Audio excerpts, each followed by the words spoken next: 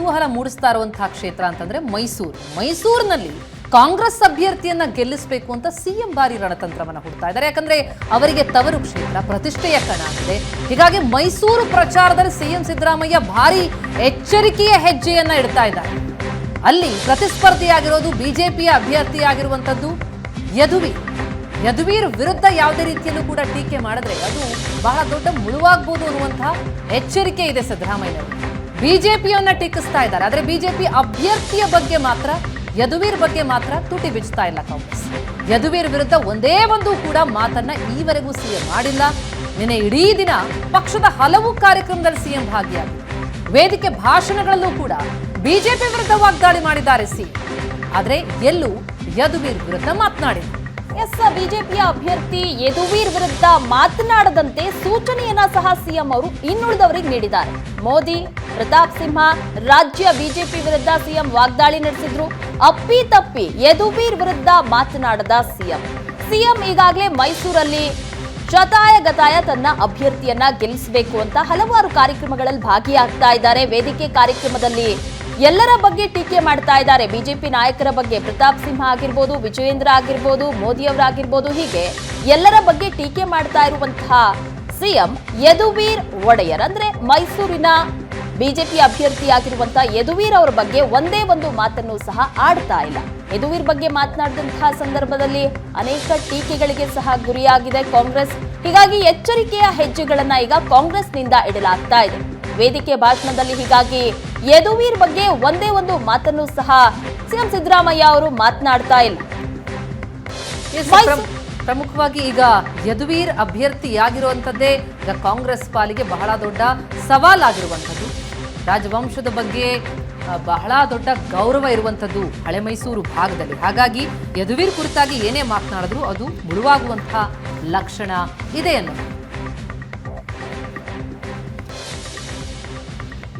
ಇನ್ನು ಟಿಕೆಟ್ ಘೋಷಣೆ ಆಗ್ತಾ ಇದ್ದಂತೆ ಆಯಾಯ ಕ್ಷೇತ್ರಗಳಲ್ಲಿ ಅಭ್ಯರ್ಥಿಗಳು ಆಕ್ಟಿವ್ ಆಗಿರೋದನ್ನ ನೀವೆಲ್ಲರೂ ಸಹ ನೋಡ್ತಾ ಇದ್ದೀರಾ. ಇನ್ನು ಟಿಕೆಟ್ ಘೋಷಣೆಗೂ ಮುನ್ನಾನೇ ಸುನಿಲ್ ಬೋಸ್ ಫುಲ್ ಆಕ್ಟಿವ್ ಆಗಿದ್ದಾರೆ. ಮೈಸೂರು, ಚಾಮರಾಜನಗರ ಗೆಲ್ಲೋದಕ್ಕೆ ಕಾಂಗ್ರೆಸ್ ರಣತಂತ್ರವನ್ನ ಹೆಣಿತಾ ಇದೆ. ಇನ್ನು ಟಿಕೆಟ್ ಘೋಷಣೆ ಆಗಿಲ್ಲ ಚಾಮರಾಜನಗರ, ಆದ್ರೂ ಸಹ ಸುನಿಲ್ ಬೋಸ್ ತುಂಬಾ ಆಕ್ಟಿವ್ ಆಗಿದ್ದಾರೆ. ಸಂಸದ ಶ್ರೀನಿವಾಸ್ ಪ್ರಸಾದ್ ಬೆಂಬಲಕ್ಕೆ ಮುಂದಾದ ಕಾಂಗ್ರೆಸ್ ಬಿಜೆಪಿ ಸಂಸದ ಶ್ರೀನಿವಾಸ್ ಪ್ರಸಾದ್ ಅವರನ್ನ ಭೇಟಿಯಾಗಿದ್ದಾರೆ.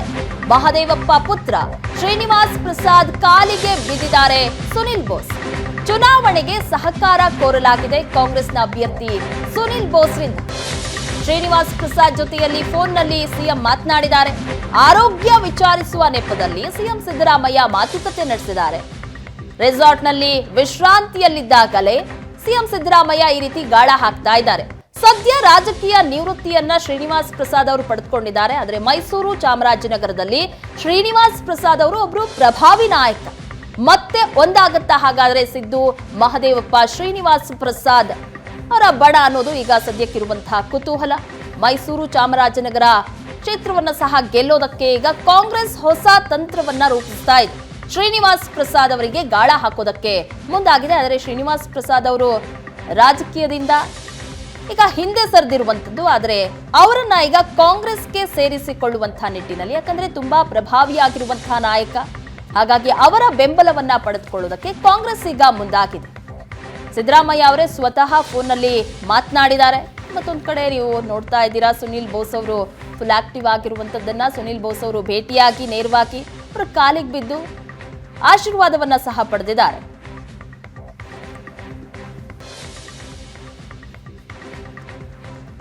ಎಸ್, ಹಾಗಿದ್ರೆ ಏನಾಗ್ತಾ ಇದೆ ಮೈಸೂರು ವಿಚಾರಕ್ಕೆ ಮಾಹಿತಿಯನ್ನ ನೀಡೋದಕ್ಕೆ ನಮ್ಮ ಪ್ರತಿನಿಧಿ ಮಧುಸೂದನ್ ಈಗ ಸಂಪರ್ಕದಲ್ಲಿದ್ದಾರೆ. ಮಧು, ಮೈಸೂರು ಬಹಳ ಕುತೂಹಲವನ್ನ ಮೂಡಿಸ್ತಾ ಇರುವಂತಹ ಕ್ಷೇತ್ರ. ಯಾಕಂದ್ರೆ ಒಂದು ಕಡೆಯಲ್ಲಿ ಬಿಜೆಪಿ ಅಭ್ಯರ್ಥಿಯಾಗಿ ಯದುವೀರ್ ಇದ್ದಾರೆ, ಮತ್ತೊಂದು ಕಡೆ ಸಿಎಂ ತವರು ಜಿಲ್ಲೆಯಾಗಿರೋದ್ರಿಂದಾಗಿ ತವರು ಕ್ಷೇತ್ರವನ್ನ ಗೆಲ್ಲಿಸ್ಕೊಳ್ಬೇಕು ಅಂತ ಭಾರಿ ರಣತಂತ್ರವನ್ನ ಹೂಡ್ತಾ ಇದ್ದಾರೆ. ಬಹಳ ಎಚ್ಚರಿಕೆ ಹೆಜ್ಜೆಯನ್ನ ಸಿಎಂ ಇಡ್ತಾ ಇರುವಂತೆ ಕಂಡು ಬರ್ತಾ ಇದೆ. ಯದುವೀರ್ ಅವರ ಬಗ್ಗೆ ಒಂದೇ ಒಂದು ಮಾತಾಡಿದ್ದು ಎಲ್ಲೂ ಕೂಡ ಕಂಡು ಬರಲಿಲ್ಲ. ಟೀಕೆ ಟಿಪ್ಪಣಿಗಳಾಗ್ಲಿ ಯಾವುದೇ ಮಾತುಗಳು ಕೂಡ ಕೇಳಿ ಬಂದಿಲ್ಲ. ಹಾಗಿದ್ರೆ ಇದೇ ಅವರ ಸ್ಟ್ರಾಟಜಿ ಅಂತ ಅನಿಸುತ್ತಾ ಅಂತ?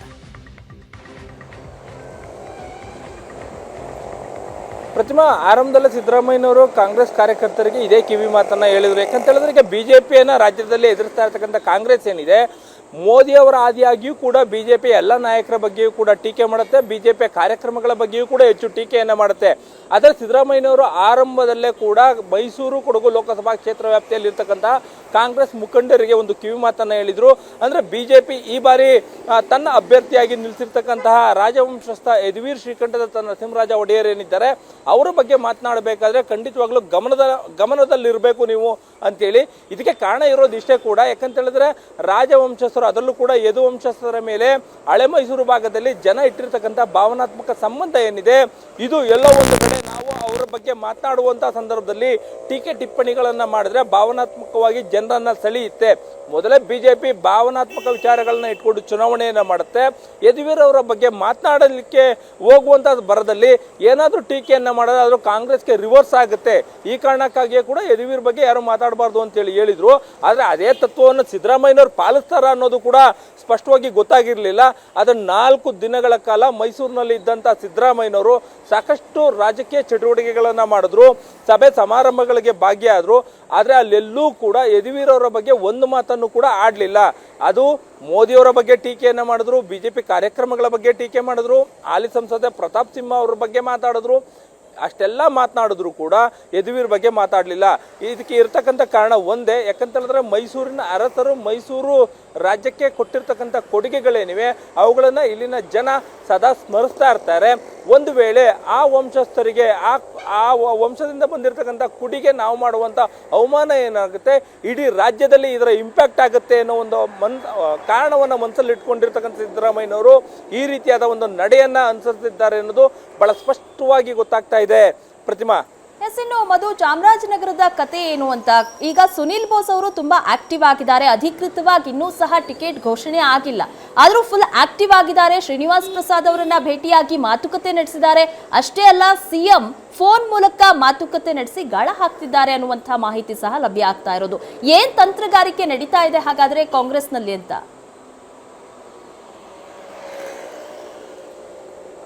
ಪ್ರಗತಿ, ಕಳೆದ 2 ಬಾರಿಯಿಂದನೂ ಕೂಡ ಮೈಸೂರು ಆಗ್ಬೋದು ಅಥವಾ ಚಾಮರಾಜನಗರ ಆಗ್ಬೋದು ಕಾಂಗ್ರೆಸ್ ಅವರಿಂದ ಕೈತಪ್ಪಿ ಹೋಗಿರ್ತಕ್ಕಂತಹ ಕ್ಷೇತ್ರಗಳಾಗಿವೆ.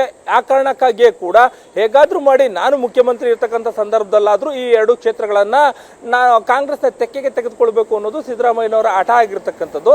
ಹಾಗಾಗಿ 4 ದಿನಗಳ ಕಾಲ ಮೈಸೂರಿನಲ್ಲಿ ಬೀಡಿ ಬಿಟ್ಟಿದ್ದಂಥವರು ಬಿಜೆಪಿಯ ಹಲವು ನಾಯಕರನ್ನ ಕಾಂಗ್ರೆಸ್ಗೆ ಕರ್ಕೊಂಡ್ಬರ್ಲಿಕ್ಕೆ ಪ್ರಯತ್ನವನ್ನು ಮಾಡಿದ್ರು. ಅದರಲ್ಲಿ ಕೆಲವೊಂದಷ್ಟು ಜನರನ್ನ ಕರ್ಕೊಂಡ್ಬಂದು ಸಫಲ ಕೂಡ ಆದರು. ಬಹಳ ಮುಖ್ಯವಾಗಿರ್ತಕ್ಕಂಥ ಘಟ್ಟ ಚಾಮರಾಜನಗರ ಲೋಕಸಭಾ ಕ್ಷೇತ್ರ ಏನಿದೆ, ಆ ಒಂದು ಕ್ಷೇತ್ರದಲ್ಲಿ ಗೆಲುವನ್ನು ಸಾಧಿಸಬೇಕಾದ್ರೆ ಹಾಲಿ ಸಂಸದರಾಗಿರ್ತಕ್ಕಂಥ ಶ್ರೀನಿವಾಸ್ ಪ್ರಸಾದ್ ಏನಿದ್ದಾರೆ ಅವರನ್ನ ವಿಶ್ವಾಸಕ್ಕೆ ತೆಗೆದುಕೊಳ್ಬೇಕು ಅನ್ನೋದು ಅವ್ರ ಮನಸ್ಸಲ್ಲಿರ್ತಕ್ಕಂಥದ್ದು. ಶ್ರೀನಿವಾಸ್ ಪ್ರಸಾದ್ ಅವರು ಕೂಡ ಕಾಂಗ್ರೆಸ್ ಅಲ್ಲಿದ್ರು, ಸಿದ್ದರಾಮಯ್ಯನವ್ರ ಜೊತೆಗೆ ಮುನಿಸ್ಕೊಂಡವರು ಕಾಂಗ್ರೆಸ್ ಅನ್ನ ಬಿಟ್ಟು ಬಿಜೆಪಿಗೆ ಹೋಗಿದ್ರು. ಆದರೆ ಆ ಮುನಿಸು ಸಾಕಷ್ಟು ದಿನ ಮುಂದುವರೆದಿತ್ತು. ಈ ಸಂದರ್ಭದಲ್ಲಿ ಮಹಾದೇವಪ್ಪ ಅವರು ಕೂಡ ನನ್ನ ಸ್ನೇಹಿತರಾಗಿದ್ದಾರೆ, ಅವರ ಮಗನ್ನ ಗೆಲ್ಲಿಸಬೇಕು ಅನ್ನೋ ಒಂದು ಕಾರಣಕ್ಕಾಗಿ ಹಳೆ ವೈಮನಸ್ಸನ್ನ ಬದಿಗಿಟ್ಟು ಈಗ ಸಿದ್ದರಾಮಯ್ಯನವರು ಶ್ರೀನಿವಾಸ್ ಪ್ರಸಾದ್ ಅವರ ಜೊತೆಗೆ ಮಾತನಾಡಿರ್ತಕ್ಕಂಥದ್ದು.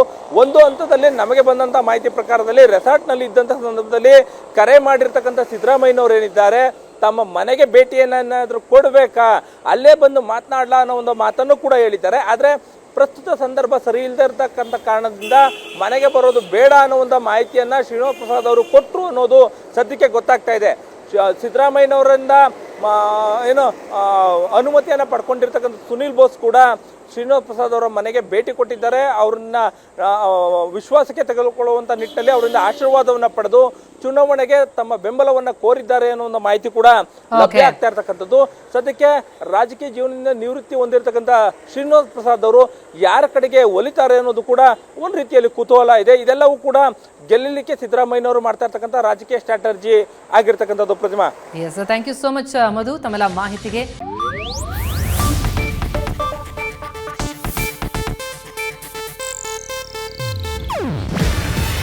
ಇದು ಏಷ್ಯಾನೆಟ್ ನ್ಯೂಸ್ ನೆಟ್ವರ್ಕ್ ಪ್ರಸ್ತುತಿ.